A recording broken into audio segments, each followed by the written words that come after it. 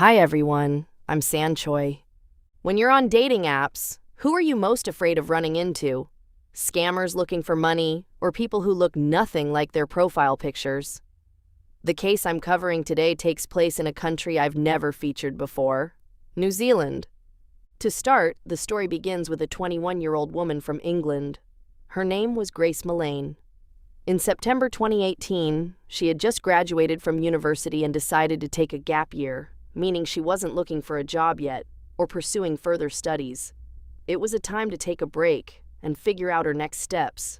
At the time, she planned to travel for at least 6 months as a backpacker. She spent her first 6 weeks in Peru. Then, on November 20th, 2018, she arrived in Auckland, New Zealand. She checked into a hostel on Queen Street in the city center called Base Backpackers, where she booked a bed. She had planned to spend some time exploring Auckland before meeting up with fellow backpackers to travel from the North Island down to the south. On December 1st, 2018, Grace met a man on Tinder, 26-year-old Jesse Kempson. They agreed to meet that night in downtown Auckland, near the Sky City Entertainment Complex. Once they met up, as is typical with Tinder dates, they went out for drinks, visiting several different bars throughout the evening. They were holding hands, kissing, and seemed to be having a great time. Around 9 o'clock that night, CCTV captured them looking very intimate, walking to Jesse's apartment at the City Life Hotel. Considering himself quite the player, Jesse didn't waste a single minute. By the afternoon of December 2nd, he was already back out in Auckland. He then arranged to meet a second woman he met on Tinder at a pub. When they met, he introduced himself as a real estate manager.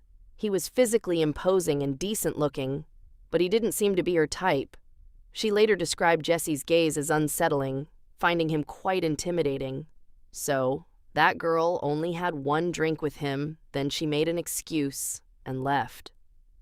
While he did meet Grace on December 1st, by December 2nd, Jesse was left with no plans.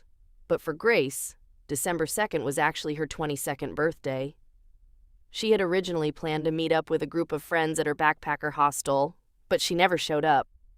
By December 5th, Grace's family hadn't heard from her for several days, and they knew something was wrong.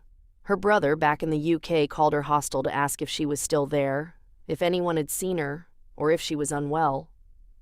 The hostel staff went to check her bed. She wasn't there, but they found her luggage. Everything was still there, untouched. It was clear she was missing.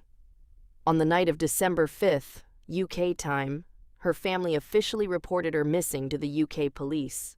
British police then transferred the case to New Zealand authorities to assist in the search. By December 6th, the situation escalated. Her brother back in the UK was deeply concerned. It was her birthday, and she had been missing for too long. So, they took matters into their own hands. Her brother used Grace's Apple ID to log into her iCloud account. When they opened the photo album, they found that on the afternoon of December 1st, the last few photos synced to iCloud included screenshots of their Tinder conversation, Jesse's profile picture, and a map of where they agreed to meet at Sky City that night. Jesse had sent it to her since she didn't know the area. According to police mobile phone location data, Grace did go to Sky City that night.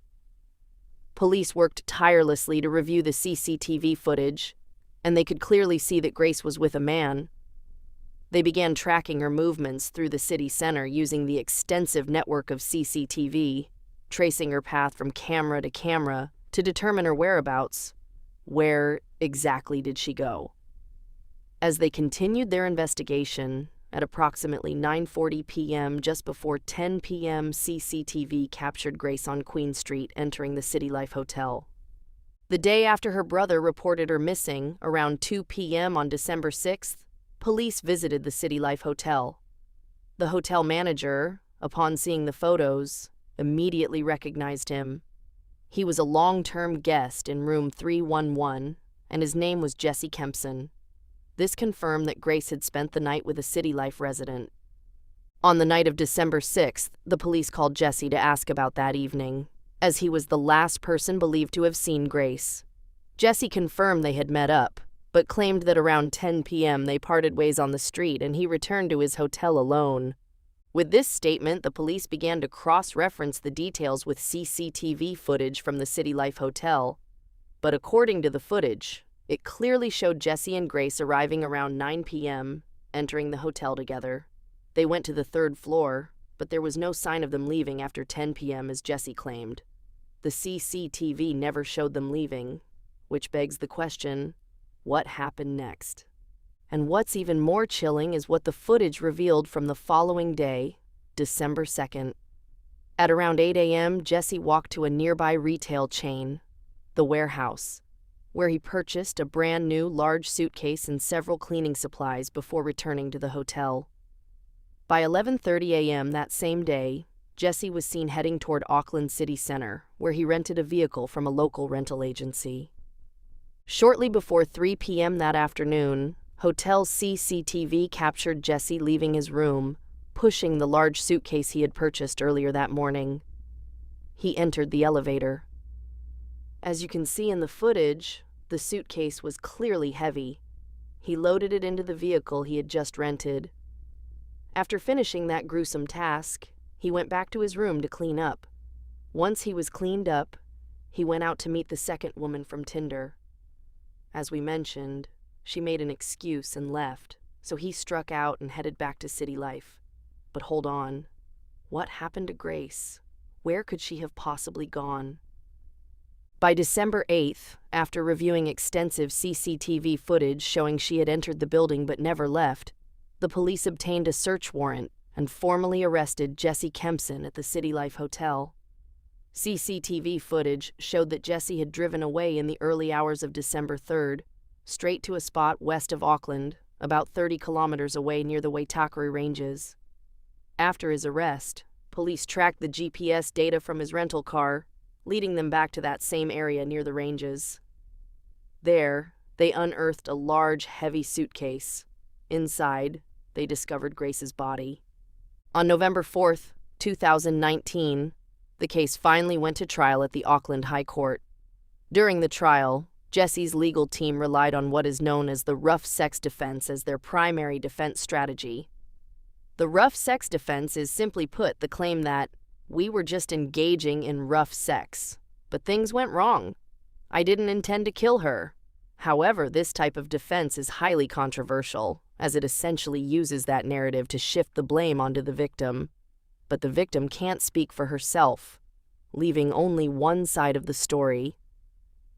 In court, Jesse claimed that Grace had asked for it, stating he was into erotic asphyxiation and BDSM, and that she had asked him to choke her. He insisted it was entirely consensual, an accident where he just went too far. But the prosecution wasn't buying it. They called a forensic pathologist to the stand, who effectively dismantled his defense. The expert testified that to cause death by asphyxiation, it requires sustained, forceful pressure on the neck with both hands for at least 4 to 5 minutes. Grace had extensive bruising across her neck. This was clearly not a mistake or a bedroom accident. The autopsy confirmed it to be a clear-cut case of intentional murder. More importantly, the prosecution had further evidence showing that after Grace stopped breathing, Jesse didn't call the police. If it were truly an accident, he would have called them. But what did Jesse actually do?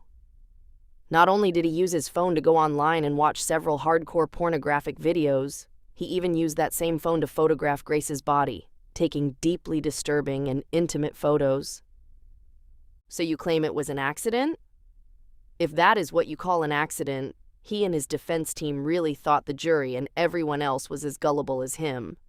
Ultimately, Jesse Kempson was found guilty of murder. On February 21st, 2020, he was sentenced to life in prison, with no parole for 17 years. At this point, it goes without saying, be careful who you meet online.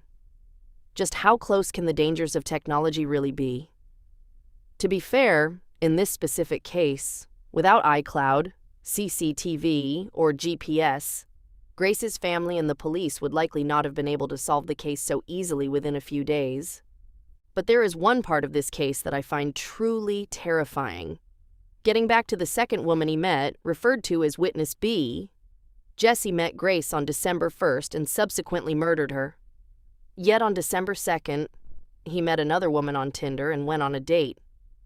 Witness B recounted the incident, explaining that the night before their date, he had already killed Grace. He then went out, bought a suitcase, rented a car, and cleaned up the crime scene. Remember, he had put the suitcase in his car.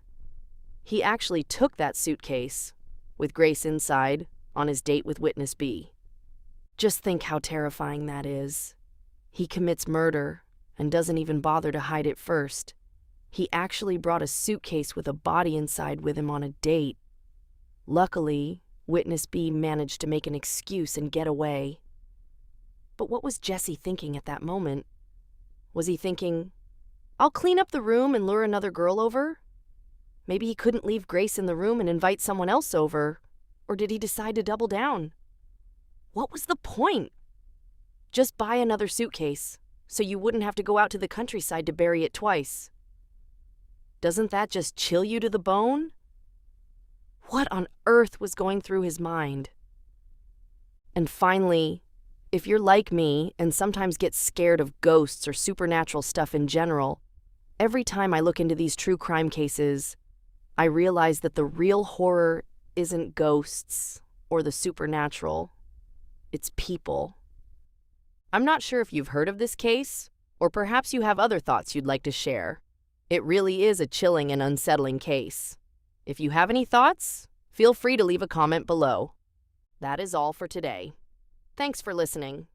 I will be back next time to cover another case. I am Choy. See you next time. Bye.